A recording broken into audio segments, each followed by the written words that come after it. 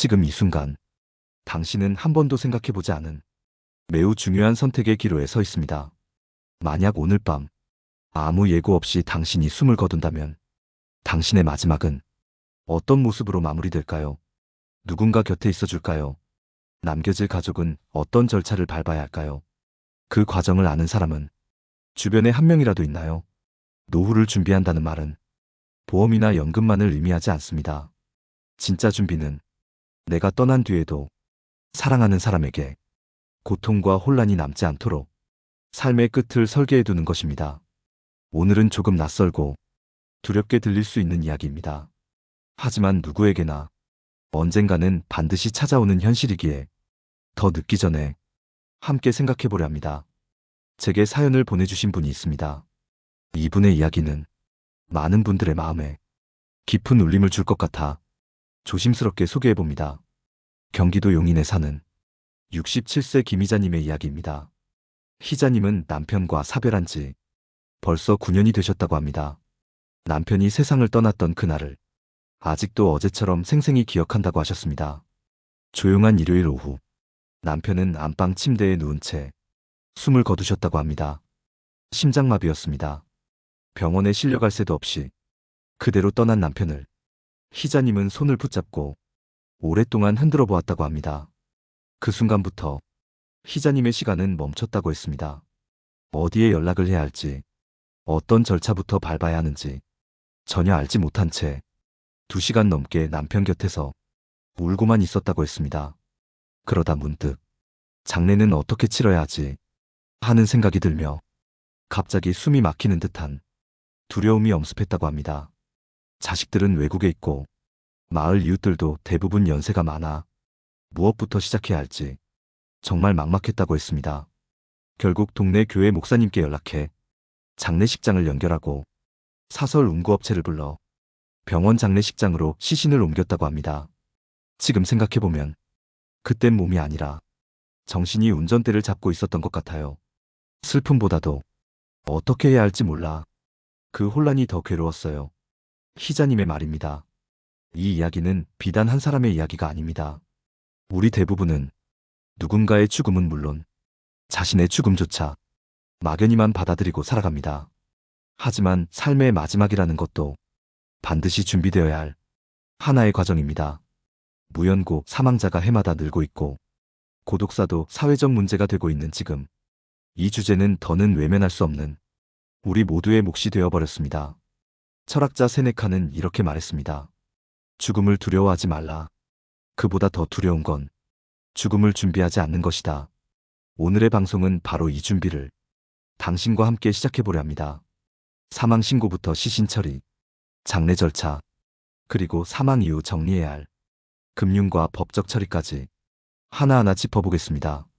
그러나 단순한 정보 전달에 그치지 않고 그 속에 담긴 인간관계, 남겨진 사람들의 감정과 놓치기 쉬운 슬픔의 그림자까지 살펴보려 합니다.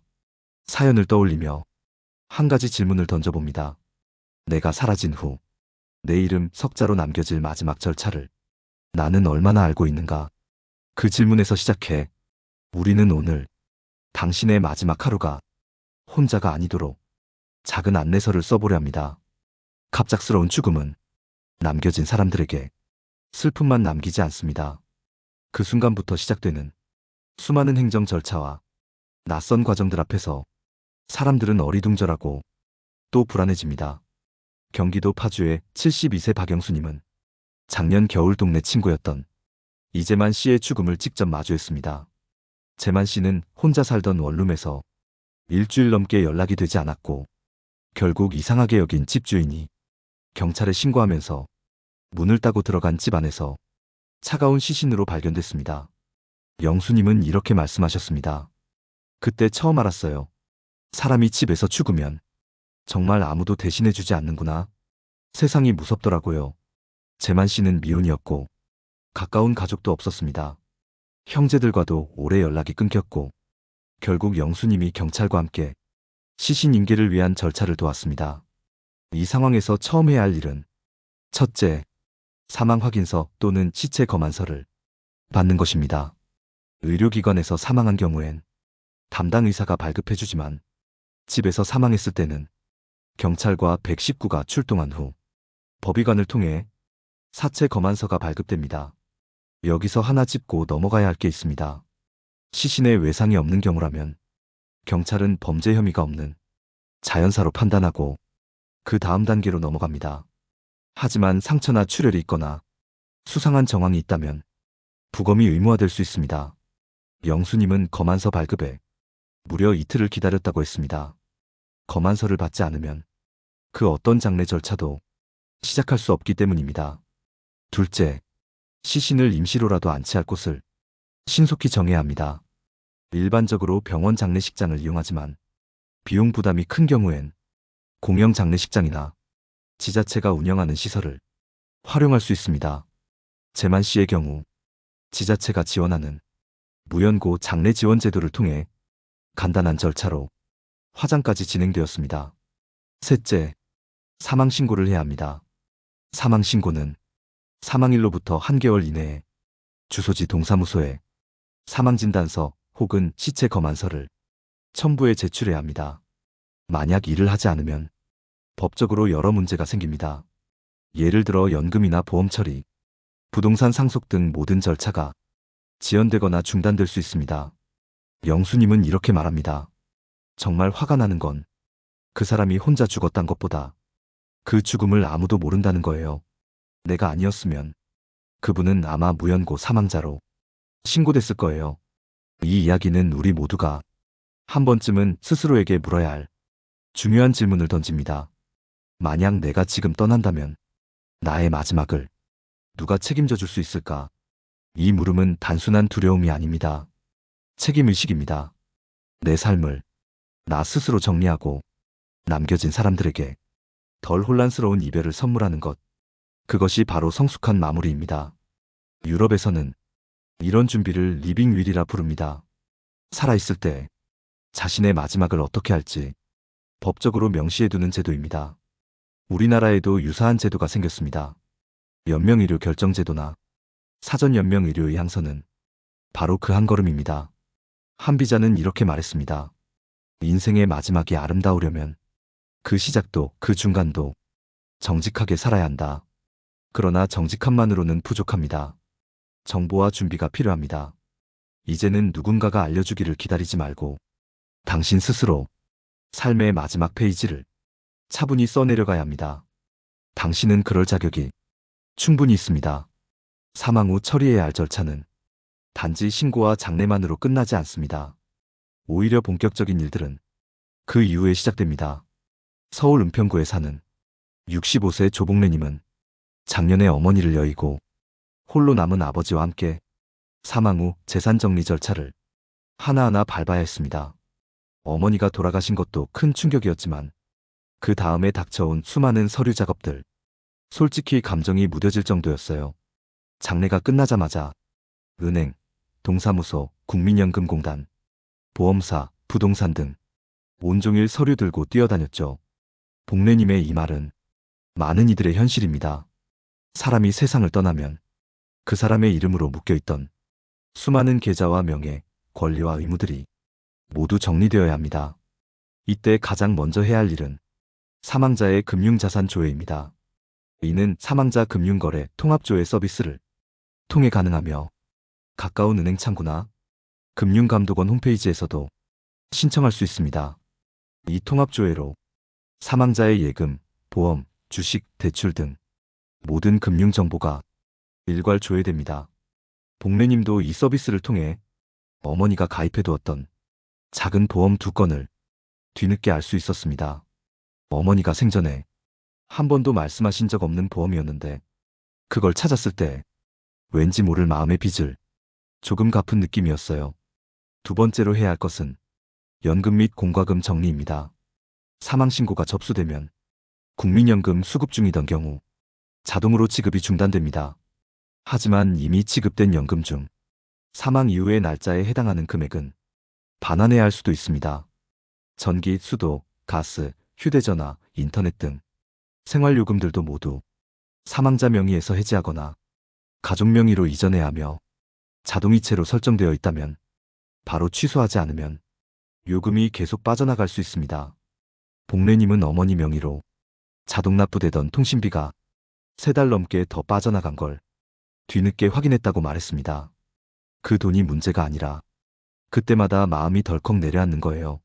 세상을 떠났는데도 누군가가 그분 이름으로 계속 전화를 내고 있는 것 같은 그런 느낌이요. 그리고 가장 중요한 3번째 절차는 부동산과 상속재산의 정리입니다.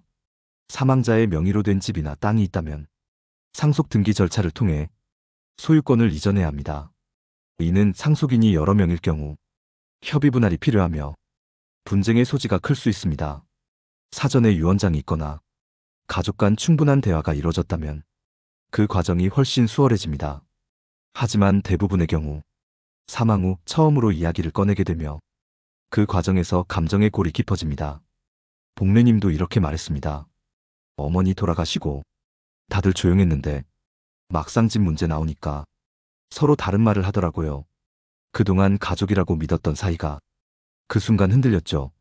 그래서 많은 전문가들은 상속을 단순히 재산 이전이 아니라 관계 정리의 시작이라고 말합니다. 그렇기에 사망 전에 남겨야 할 말, 전해야 할 정리는 돈보다 더 중요합니다. 철학자 알랭 드 보통은 이렇게 말했습니다. 죽음이 남기는 건 상속이 아니라 감정이다. 그 감정을 잘 정리하는 것만으로도 진짜 유산을 남기는 일이다. 그래서 우리는 장례 절차를 넘어 사망 이후의 모든 행정과 감정을 하나의 과정으로 바라보아야 합니다. 복례님은 방송 말미에 이런 말을 남기셨습니다. 누구든 죽음은 처음이라 준비가 안 되어 있어요. 그래서 오히려 살아있는 우리가 서로에게 알려줘야 해요. 그게 마지막까지 함께 사는 거잖아요. 당신도 이제는 그 마지막 동행을 준비할 때입니다. 우리가 겪는 죽음의 절차는 단순한 문서와 형식이 아닙니다. 거기에는 사람이 있고 사람 사이의 관계가 남습니다. 고양시 덕양구에 사는 70세 이명희님은 남편을 암으로 떠나보내고 그 이후 처음으로 가족이라는 단어를 낯설게 느꼈다고 말합니다. 남편의 사망 이후 장례 절차는 비교적 차분하게 진행됐습니다. 병원에서 바로 장례식장으로 이동했고 사망진단서를 발급받아 동사무소에 제출하고 사망신고도 마쳤습니다. 하지만 진짜 혼란은 그 이후에 시작됐습니다. 명희님은 이렇게 말합니다. 그날 이후 저를 가장 아프게 한 건 행정 절차가 아니라 사람들이었어요. 남편의 사망으로 진명의 이전을 하려는 과정에서 시동생이 나서서 형이 나에게 말했던 유언이 있다며 집의 일부 권리를 주장하기 시작한 겁니다. 물론 법적으로는 아내인 명희님이 우선 상속권을 가졌지만 유언장이 없다는 이유로 구두로 전해 들은 이야기까지 법적 다툼의 불씨가 되었습니다. 같이 웃고 밥 먹고 명절마다 안부 묻던 사람이 하루아침에 서류를 들고 내게 이걸 내놓으라니 세상이 한 번 더 무너지는 기분이었어요. 이 사례는 많은 이들에게 중요한 메시지를 전합니다. 사망 이후의 정리는 법과 절차만으로는 절대 끝나지 않습니다. 오히려 가장 깊은 곳에 사람과 사람 사이의 오해와 정리되지 않은 감정이 숨어 있습니다. 그래서 전문가들은 강조합니다. 첫 번째, 유언장을 꼭 준비하세요. 법적 효력이 있는 유언장은 반드시 자필로 작성하거나 공증을 거쳐야 합니다. 가장 확실한 방법은 공증 사무실을 통해 공정증서를 남기는 것입니다. 명희님처럼 가까운 사람조차 다툼의 중심이 될 수 있는 현실을 고려하면 유언장은 재산을 나누기 위한 게 아니라 관계를 정리하고 지키기 위한 하나의 방식입니다. 두 번째, 장례와 재산 정리를 혼자 감당하지 마세요. 많은 고령자분들이 이 모든 일을 혼자 하려다 정신적 피로와 감정적 혼란을 더 크게 겪습니다. 신뢰할 수 있는 법률 전문가나 지자체 노인 복지 서비스의 도움을 받는 것이 필요합니다. 실제로 각 시군구청에서는 무료 법률 상담이나 유언장 작성 지원 서비스도 운영하고 있습니다. 셋째, 상속 대상자들과 사전에 충분한 대화를 하세요. 죽음 이후의 상속보다 삶의 어느 한순간 조용히 앉아 이야기 나누는 것이 훨씬 큰 갈등을 막습니다. 명희님은 이렇게 말씀하셨습니다. 그때 유언장이 있었다면 그 사람과 다투지 않아도 됐겠죠. 남편이 남긴 건 집 한 채였지만 그걸 지키는 마음은 내가 평생 쌓아온 시간들이었어요. 삶이 정리되는 순간 사람들의 진심이 예상치 못한 방식으로 드러날 수 있습니다. 그래서 우리는 감정이 아닌 기록으로, 말이 아닌 문서로 남겨야 할 말들을 남기는 연습이 필요합니다. 노자의 도덕경에는 이런 구절이 나옵니다. 어지러운 세상에서 진짜 지혜로운 사람은 남은 것을 다투지 않고 미리 덜어낸다. 죽음은 끝이 아니라 정리의 시작입니다. 그리고 그 정리는 내가 사라진 후에도 누군가를 울리지 않도록 미리 써내려가는 준비입니다. 그것이야말로 내 삶을 내 방식대로 끝까지 책임지는 일입니다. 이제 당신은 그 중요한 결정을 생각해 볼 시간입니다. 인생의 마지막 순간을 어떻게 준비하느냐는 결국 남은 사람들의 삶을 얼마나 배려하느냐의 문제입니다. 광주에 사는 68세 윤성자님은 남편을 떠나보낸 지 벌써 15년이 넘었다고 합니다. 당시 남편은 뇌출혈로 쓰러져 병원에서 5일을 의식 없이 버티다 세상을 떠났습니다. 그런데 장례식 이틀째 딸이 울먹이며 이런 말을 꺼냈다고 합니다. 엄마, 아빠가 남긴 돈이 아무것도 없다고 은행에서 그러던데 우린 앞으로 어떻게 해? 성자님은 그때 처음 남편이 퇴직 이후 모든 자산을 자신의 통장으로만 관리하고 있었다는 사실을 뒤늦게 깨달았습니다. 보험은 모두 해약됐고 연금도 미신청 상태였으며 주택연금조차 고려하지 않은 채 오직 본인의 연금으로 노후를 막연히 대비하고 있었던 겁니다. 남편이 살아있었을 땐 그냥 열심히 사는 게 답이라고 생각했어요. 근데 돌아가고 나니 진짜 무서운 건 남겨진 우리였어요. 성자님의 이 말은 우리 모두의 마음속 깊은 곳을 울리는 이야기입니다. 누구나 노후 준비는 하고 있다고 말합니다. 하지만 그 준비는 대부분 사는 동안에만 초점이 맞춰져 있죠. 진짜 준비는 죽음 이후까지 포함되어야 완성됩니다. 이와 관련하여 꼭 알아야 할 실질적인 체크리스트가 있습니다. 첫 번째, 금융계좌를 반드시 가족과 공유해 두어야 합니다. 많은 경우 주계좌 정보는 물론 비밀번호조차 남겨두지 않아 사망자의 자산이 그대로 방치되는 일이 벌어집니다. 가장 좋은 방법은 신뢰할 수 있는 가족 한 사람과 계좌 종류, 잔액, 로그인 정보 등을 비상 메모 형태로 남겨두는 것입니다. 두 번째, 보험 증권과 계약 내역은 한 곳에 모아 정리하세요. 생명보험, 실비보험, 사망보험. 이 세 가지는 모두 사망 후 유가족에게 실질적인 도움이 되지만 정작 가족이 그 존재를 모르면 수령조차 하지 못한 채 시간이 지나버립니다. 세 번째, 휴대전화, 온라인 계정, 유료 서비스. 이 모든 것들을 사망 전 한번 점검해 두세요. 한 통의 요금 문자, 하나의 온라인 게임 계정. 그 안에는 그 사람의 흔적과 습관, 작은 감정들이 담겨 있습니다. 이런 디지털 유산을 어떻게 정리할 것인지는 단순히 돈이 아닌 추억의 문제입니다. 성자님은 이런 후회를 전했습니다.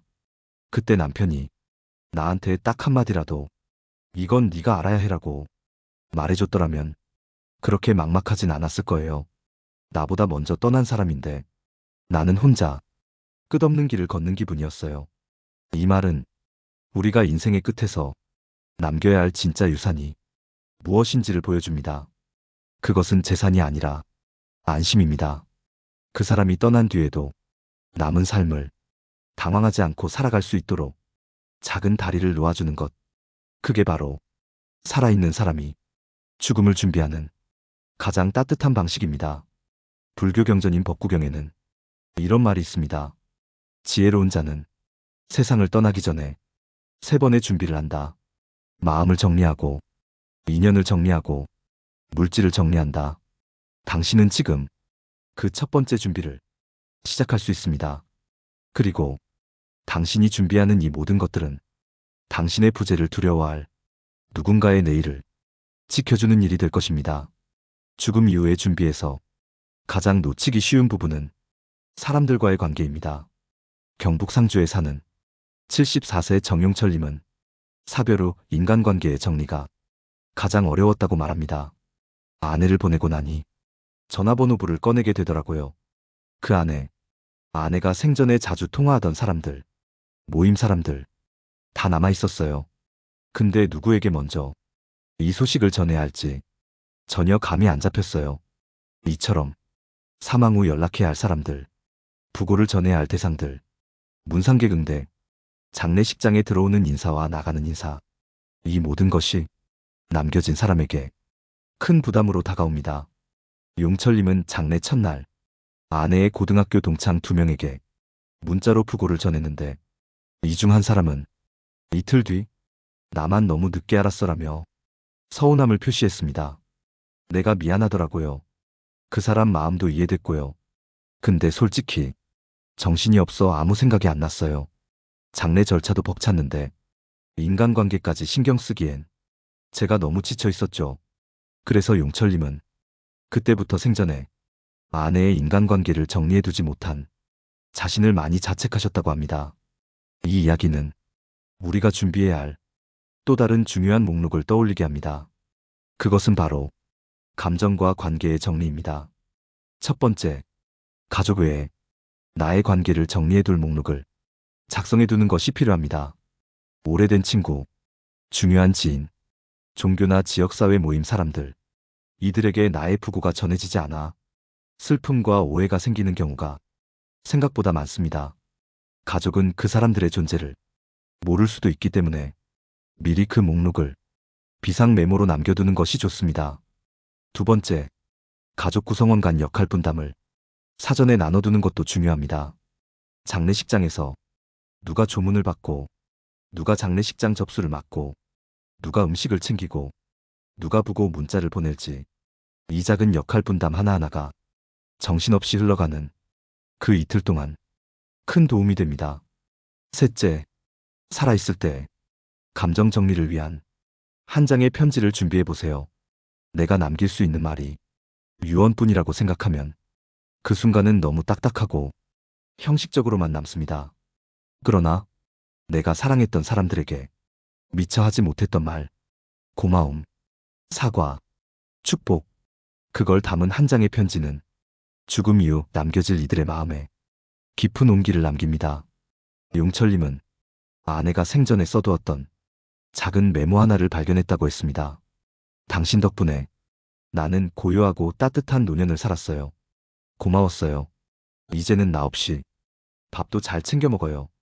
그 종이를 보며 용철님은 며칠을 울었다고 합니다. 그 한 줄 덕분에 지금도 저는 혼자 밥 먹는 걸 억지로라도 해요. 그 말이 저를 살게 했어요.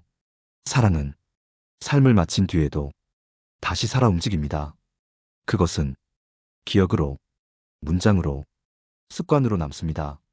그 모든 것을 단단하게 남겨주기 위해 우리는 지금 감정을 정리할 준비를 해야 합니다. 옛 선현들은 죽음을 마침표가 아닌 쉼표라고 불렀습니다. 숨이 멎는 순간에도 사람 사이의 온기는 끝나지 않기 때문입니다. 당신은 이제 누군가의 기억 속에 어떤 마지막을 남기고 싶은가요? 그 대답이 지금 당신이 준비해야 할 삶의 끝입니다. 우리는 살아가는 동안 수많은 계획을 세웁니다. 아이의 진학과 결혼, 집장만과 여행, 병원 진료 예약 하나까지도 치밀하게 조율하며 살아갑니다. 그런데 삶의 마지막은 왜 그토록 허술하고 막연하게 남겨두는 걸까요? 오늘 함께 걸어온 이야기는 단지 죽음을 준비하자는 무거운 주제가 아닙니다. 오히려 남은 삶을 더 단단히 그리고 덜 두렵게 살아가기 위한 첫걸음이었습니다. 우리는 함께 들었습니다. 누군가 집에서 홀로 세상을 떠났을 때 어떤 절차들이 필요한지, 사망 확인서에서부터 사망 신고, 장례 절차, 재산 정리와 유언장, 그리고 관계의 정리까지 그 모든 과정에 한 사람의 삶이 온전히 녹아있다는 것을 누군가는 이런 이야기를 들으며 이제야 자신이 할 일을 조금 알 것 같다고 말합니다. 또 누군가는 이제는 두렵지 않다고 혼잣말을 하며 깊은 숨을 내쉰다고도 합니다. 이 방송이 그런 위로였다면 우리는 같은 마음으로 한 발을 함께 내디딘 것입니다. 정리를 한다는 건 무언가를 떠나보낸다는 뜻입니다. 그리고 동시에 누군가를 남겨두는 일이기도 합니다. 당신이 남길 수 있는 가장 큰 선물은 정돈된 이별입니다. 은행 통장 하나, 유언장 한 장, 작은 메모 한 줄이 남겨진 사람들에게는 당신의 사랑이 됩니다. 앞으로 이 영상이 당신에게 작은 가이드가 되어 삶을 스스로 설계하는데 조금이라도 도움이 되기를 바랍니다. 이제 마무리하며 고려 말학자 이색의 말을 떠올려 봅니다. 사람의 생은 하늘의 명을 따르고 사람의 죽음은 남은 이의 손에 달려 있다. 그렇습니다. 당신의 죽음은 당신이 살아있는 동안 어떻게 준비하느냐에 따라 사랑으로 남을 수 있습니다. 오늘의 이야기가 당신에게 따뜻한 안내서가 되었다면 댓글로 당신의 생각을 들려주세요. 소중한 사람에게 이 영상을 공유하는 것 또한 사랑의 한 방식일 수 있습니다. 구독과 좋아요는 이 채널이 더 많은 이에게 위로를 전하는데 큰 힘이 됩니다. 당신의 하루가 가볍고 따뜻하길 바랍니다.